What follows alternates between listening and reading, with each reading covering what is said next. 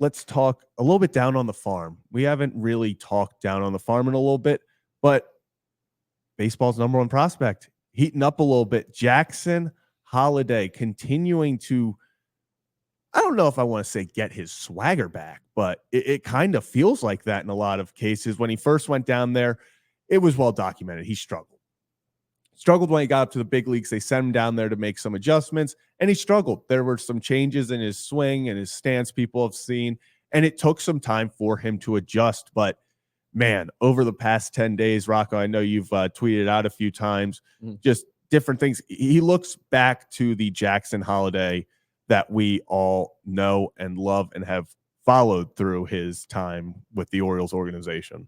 Yeah, the two hits that stick out to me over the last two games was, the reason that the Orioles didn't bring him up at first, because the main reason was because of the inexperience against the left-handed pitchers at the AAA and the major league level.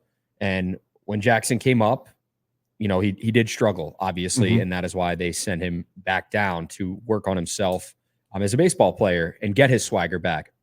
And in those two games, you saw, and the two games that I'm talking about, and these two hits might be a small sample size, but the hope is that he starts to heat up down there and find his groove again. And that's what I'm hoping happens, especially early on in June, because, later on in the season, I feel like Jackson Holliday will be up again with the Orioles this season at some point in time. It's inevitable.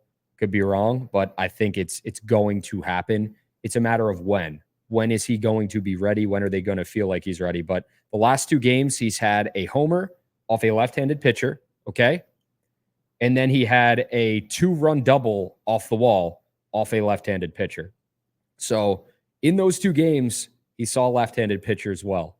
I haven't looked at his stats fully against lefties down in the minor leagues since he got sent down, but looking at what he's done in those two games, I feel like it can give him some confidence that, okay, the lefties, like he's starting to feel it out and get that swagger back like you talked about, Zach. So hopefully that's the case going forward, and Jackson Holliday's up in the show in due time again, because we don't want to see him down there in AAA forever. This isn't going to be a case of, okay, Jackson Holliday is just going to sit there and just rot in AAA. That's just not going to happen. Yeah, but I also think it's good that they now have this situation with Mateo playing so well. Urias is finding it, where it's not like they have to rush him. It's not like they're on this specific, if one thing happens, all of a sudden Jackson's back up, where I think it's valuable for him to get this time still in AAA. And obviously we know he can play AAA ball. There's no question about it. But they don't have to do anything crazy. Like, they can keep him down there, and then when the time is right, they can bring him back up. It doesn't have to be a forced situation where it's like, was this timing really right? Was it not? Because it was a roller coaster to start the year. He's sent down before the year starts, gets called up a couple weeks in, and then, has the struggles, gets sent back down. That's a lot of movement, especially when Jackson had the start that he did in the MLB. So I'm glad that he was able to go back down, go through a little bit more struggle, and then find his groove again, because I think that's obviously the Jackson everybody knows that he can be. I agree. I think Jackson will be up at some point again this year. I'm still of the belief that when he is, you're not bringing him up to sit. You have to be able to find time for him. I don't think it's worth it to bring him up and have him just sit on the bench for 5 out of every 6 days and have him be a, quote unquote utility guy or whatever you want to call it. So Jackson's a really talented player, and I'm happy he's finding his groove again. Yeah, he has, if my math is correct, and that is always up for interpretation, he has a hit in 13 of his last 16 games, and that's really what you want to see, especially after the early struggles. And in a lot of these games, he's getting on base in ways where he doesn't have to get a hit. We've seen games where he's walked 3 times over the past few weeks. So it really is big, and I think it's big for his confidence to get back in that groove where he's going the other way again. He's not just pulling the ball. We're seeing the power start to come back, and he's looking once again like the Jackson Holliday we saw in the minors before he got called up to the majors the first time. So do I think he is back up on the team this year? Without a doubt.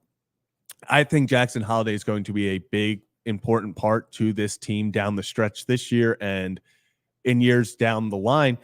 But I've seen people say, and we talked about this last night, Kevin, there are people saying, hey, why don't you just keep him down there and bring him up next year?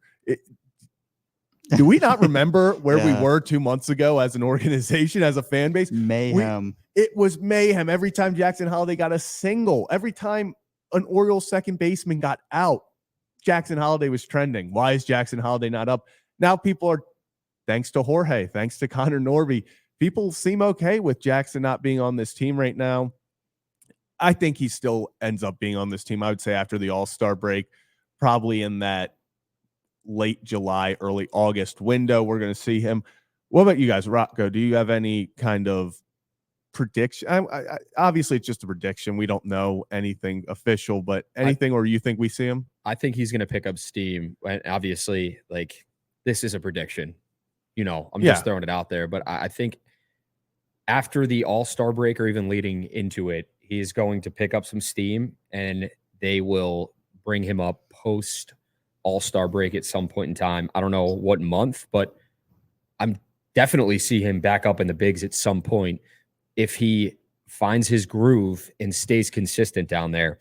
Right now, just as a whole, and this is the entire season, he's hitting 260 against lefties, 284 against righties. I'm looking at the splits right now because I know we talked about that earlier. So since he came back down, he had struggled a little bit. Mm-hmm. And you know what? That's okay. That was what they wanted. That's what they want him to do. Mm-hmm. Get more games under your belt in AAA, face some more experienced guys, struggle a little bit, and then really find your groove, make adjustments, because that was the thing with Jackson Holliday. And, I still think that this is the case. He has been able to adjust at every single level. Obviously, you go into the major leagues and you struggle. You are also facing the best of the best of the best. It's not easy going up there. We've seen some very, very talented players, not only prospects coming up. We've seen guys that have been in the show for 5-10 years. They struggle. Not making excuses for Jackson Holliday. I'm just saying baseball is a tough game. It happens. And these things are going to happen to any player throughout their career. Slumps, struggles, whatever. He's gone back down. Let him struggle a little bit. Obviously, they don't want him to struggle forever, but it's a good thing to struggle at times. And this is the stage to do it on in AAA. The team, I don't want to use the term don't need you right now, but the Orioles are winning. They're fine. I'll use it. The team doesn't need him right now. The team doesn't need him right now. Exactly.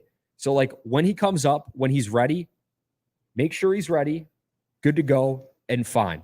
And you know what? There's a chance that if they call him back up, he might struggle again. Who the hell knows? Mm-hmm. Honestly, it is bound to happen with every player. But for Jackson, making the adjustments necessary at the AAA level, finding your groove, finding your swagger, getting back to the player that everyone knows you can be, and performing at the highest level, that is what this fan base can hope for. They want to see their number one prospect, their former number one overall pick, back up here in Baltimore in due time and cheering them on. Yeah, and I think Brian put this perfectly. What's the plan for Jackson?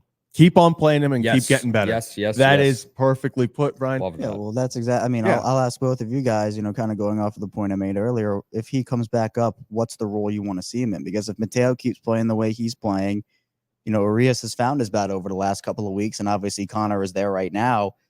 Are you bringing him up and having him platoon with Mateo? Is he playing different positions? I mean, what are you doing when he's up there? Because it's a good problem to have, a great problem to have, because you have so many players playing well, and then you have this top prospect. But what would the role be that you would want him in? And then what would a role be that you're like, oh, this really wasn't worth it, they shouldn't have done this? He has to start every game. Yeah. Maybe a game, obviously game off here and there, So then what do you do with Mateo?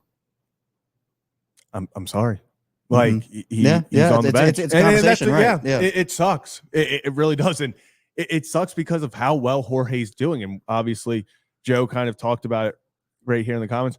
We'll see what Jorge does after he gets off the concussion list. Is it a bad problem to have if that happens? No, not at all. To have Jorge Mateo, the way he's playing, potentially down the line, coming off of your bench and helping you in a postseason push with his speed, with his glove, with the way his bat has been as of late, I don't think that's a bad problem to have at all, man. You've seen... And we see the versatility of Jorge. Yes, we've seen him in the outfield.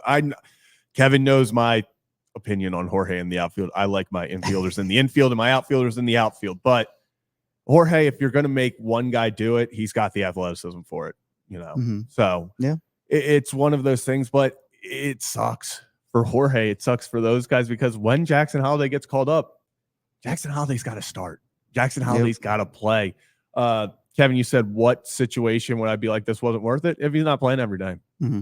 And this would be totally different if we were talking about a Heston Kjerstad, someone who is older, in that 24, 25 range. Jackson Holliday's 20 years old. It's crazy. Like you need him playing every day just for his development. There are guys like Stowers where it's okay to keep them on the bench for a few days because they've already reached what they can do in AAA. Now it's okay. Can you help this ball club in these certain roles? For Jackson, you're still so early in the development phase. And that's what's so exciting about Jackson, because we see how good he is this early in his development. But you're just hurting him and the organization if you bring him up and you don't play him. Yeah, I agree. I mean, that was the whole conversation right when he got sent down too, before the season started. When they brought him back up, it's like, what are you doing with Jackson? It's a great problem to have with Mateo. Now, again, it's like, all of a sudden Jackson comes up, Mateo's not getting at bats. You're asking, what did Mateo do? Nothing. We're going to see, again, we're talking about things right now that are hypotheticals. Nothing has happened. And I don't think any of us expect anything to happen for the next month or so. But at the end of the day, Jackson would have to be playing mostly every single day to make that worth it to me, especially because, Zach, you said he's so into his development phase right now. It's important for him to get those reps, whether at AAA or the MLB.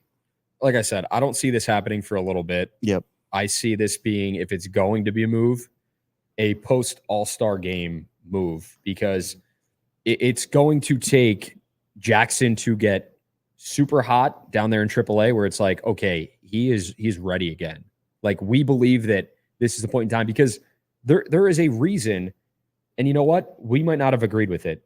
There are a ton of people across the fan base didn't agree with it. Baseball writers that we've talked to on the show didn't agree with it. Everyone believed that Jackson Holliday should have been the starting second baseman before.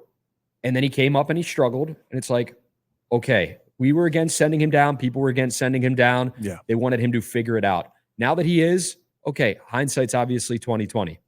Were we wrong at first? Absolutely. Mm-hmm. I think we'll all own up to that. And a lot of people were. Like, we truly believed. Mike Elias has a plan. He'll bring him up when he's ready. He'll bring him up when he's good to go. When they see, okay, this is the time, and you know what? We're bringing you up. We're not going to send you down again. They're going to bring him up. Yeah. But when that is this season remains to be seen at this point in time. But it's going to take, obviously, I hate to say this, but it's going to take someone getting injured, injuries within the starting lineup. Knock on wood. You don't want to see that happen. Or Jackson to get absolutely scorching hot, and then they'll bring him up. Yeah, and it is just a waiting game at this point, and we'll see what happens. Michael Elias and them have a plan, and I think they might have kind of gone away from it for a little bit at the beginning. I think they got a little, I won't want to say trigger happy, but they got excited. They thought, hey, let's see if Jackson can go up there and see what he does, with knowing that if he failed, it's not the worst thing. So we'll see how all of that plays out throughout the season.